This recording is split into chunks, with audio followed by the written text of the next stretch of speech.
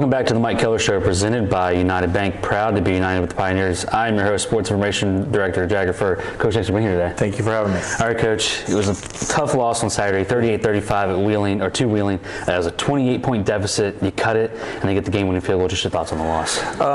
If I was a fan, I would tell you what a great game it was. You know, as a coach, it was a hard pill to swallow for whatever reason. You know, and my wife and I after the game were talking, and I said sometimes the simplest explanation may be the easiest, but for whatever reason we looked a little tired. We looked the last 2 weeks, and you know, maybe the road game. I don't know where you're trying to figure it out. You know, in your head. This week we play at Wesley. You know, when we were discussing it, that'll be our closest trip we've had, even for our home games. You know, so it's it kind of is what it is. But we came out and didn't play well early. You know, defense, they went down the field and scored, and the offense couldn't get started. And you know, basically, long story short, it's 28-0. You're middle of the second quarter, and you're thinking, man, if we don't get it together, we're going to get blown out of this place. And we were fortunate enough to score right before the half, make it 28-7. We were getting the ball to start the third quarter, so that gives you a little glimmer of hope. Come out, put together a drive, hit Jeremiah King on a wheel route. Now it's 28-14. Now all of a sudden the defense, they're playing, the offense is playing, everything's clicking as one, and made it 28-21. And then we go to kick the ball off, and our kicker hits it. Everyone thinks we kicked it onside, but we didn't. No, it wasn't an onside. I was as surprised as anyone in the building, and except maybe the other 10 guys on our kickoff team.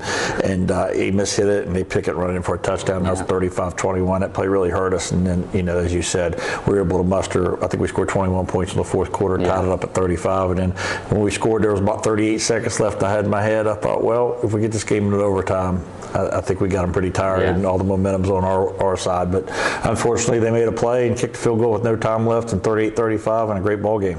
And it was almost a huge comeback, like you said. Anthony Garrett ends up throwing a career-high 5 touchdown passes. He had a pick, but it got tipped. It felt like somebody from sideline could have caught it. It hung in the air so long. Just what'd you like out of the offense to storm back the way they did?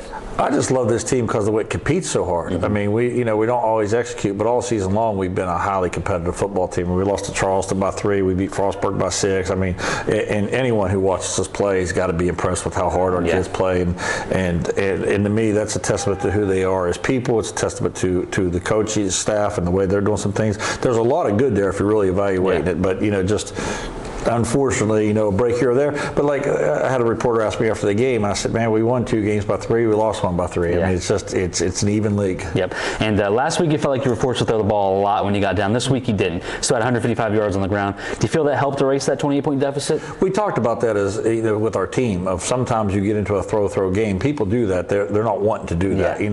We made it 28-7, and then when we came out and scored that first touchdown in the third quarter, then we're like, it's a 28-14 game. We hold them here. We could just play regular ball. There's enough possessions left in the game that we're able to keep our balance. And we're a good offense as long as we have a run-pass balance. And I don't believe there's really such a thing as an offense that's great if it's all run or all pass. It's a lot harder to stop if you're capable of doing multiple things. And it wasn't the defense's day early on, like we mentioned. The second half comes, they give up just 3 points because the other 7, like you said, came from the onside kick, accidental onside kick. It's unfortunate the way the game ended, but what did you think of the way they responded in the second half? It was just the offense was the same way. It was like a switch went off, and all of a sudden, things they couldn't make a yard on us. We went from where they could do what they wanted, and the offense couldn't do a thing, to all of a sudden our defense was the steel curtain, and the offense we started moving the ball. So it was good to see. When you get down like that, you could really quit easily. And if you're not doing things right program wise, and you don't have the right kids, those games get out of control. I've been on both sides of those, and they get out of control quickly. To see a group of kids stick together like that and play as a group and come back as a team, I told them at halftime, I said anyone could play, can be a team when everything's going right. It's the true test of a team is how they respond when things are going poorly, and I don't know if that registered with them or what, but for whatever reason we came out and had a good second half. And West Virginia Wesleyan is now up for the season finale. A team that's been struggling, has been for a couple of years now. But they did hang with Concord a few weeks ago, only lost by 10. What have you seen out of them so far? They're more athletic than they've been. When I watched them the last couple of years, this is definitely the most athletic team I've seen them have.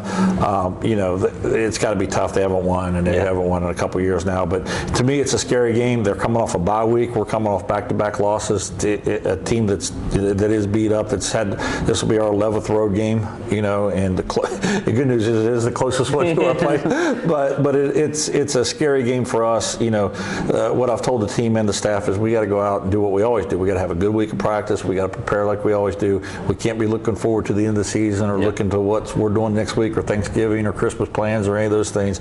We got to stay focused, be where our feet are, and go out and play ball. And Logan Landers is one of the 3 quarterbacks they played this year. He's been the most consistent, 7 touchdowns on the season, has 3 picks. He had 3 touchdowns, no picks against Concord. In the running game, I've seen a lot of guys get carries. It's kind of bullpen by committee almost. So what have you seen out of the backfield play for them? I do like their quarterback. He's made some plays for them. A year ago, I really liked the kid that they had playing quarterback. So they have made some plays. They got some skill. We got a theory that everyone really should have skill. There's because of the passing leagues and the high schools and there's more kids throwing and catching in the summer than ever before. I think there's more skill out there than ever before. The difference between the bad D2 teams and the middle of the pack D2 teams and the great D2 teams are those offensive and defensive front. So they got enough skill and enough athletes in that secondary and at receiver running back to scare you. And you mentioned the skill at receiver. They really like Joseph Triplett for the big plays. He ranks 9th in yards, 8th in touchdowns. And Jordan Hayward has some good hands. He's 3rd in receptions right now with 43. Just your thoughts on the receiving core? They got some guys that can catch the ball. Enough, and we got a pretty good secondary, I think. So it's going to be a test for them. And the quarterback's elusive. That's the other thing. So if they don't block him or if he blitzing, he gets out there and he makes a lot of his plays on the run scramble drills, and the kid's got a good feel for it. It's almost like watching touch football at times. Like the play breaks down, and West Liberty was the same way. We were that way a lot on Saturday ourselves. Like plays break down, and the quarterback's able to scramble and either make runs with his leg or make yards with his legs or find someone open and hit him with it. And defensively, they rank at the bottom in many categories, but they are 3rd in passing defense against a team like you all who lead the league in passing offense. What's their defense like on film? Paul Price, their D coordinator, him and I worked together at Concord for 2 years. They're going to be a 4-2-5. They're going to rotate their safeties, to the middle of the field close coverages. He loves to play cover 2 in obvious pass situations. He will blitz you a lot, So I see, when I watch the tape, I see a lot of what they're trying to get done. They've just, if you watch Fairmont or some of these teams that have really put points on them, they just gave up big plays at the wrong time. Guys may, those 2 backs at Fairmont, they get out and loose. No one's catching them in this league. So the same thing with the running back at West Liberty. Our kids are going to have to go out and execute ball plays. I don't know that we are quite as explosive as some of them teams. We are, but we really have to execute, put together drives. And a win on Saturday would mean your 4th straight winning season as a head coach at Glenville State. Just give me your keys to victory for Saturday. Oh, same as always. We first of all, we got to show up. That's the biggest thing. We're coming off, 2 tough losses. When 2 weeks ago we looked like we had a really good chance of winning the league. So emotionally, we got to be able to handle, what we got going moving forward. We got to be where our feet are. We got to go out and we got to play. We got to respect football. And we got to show up, block and tackle, and take care of the ball. Coach, appreciate you being here. Thank you. All right, thank you guys for watching the Mike Kellar Show, presented by United Bank.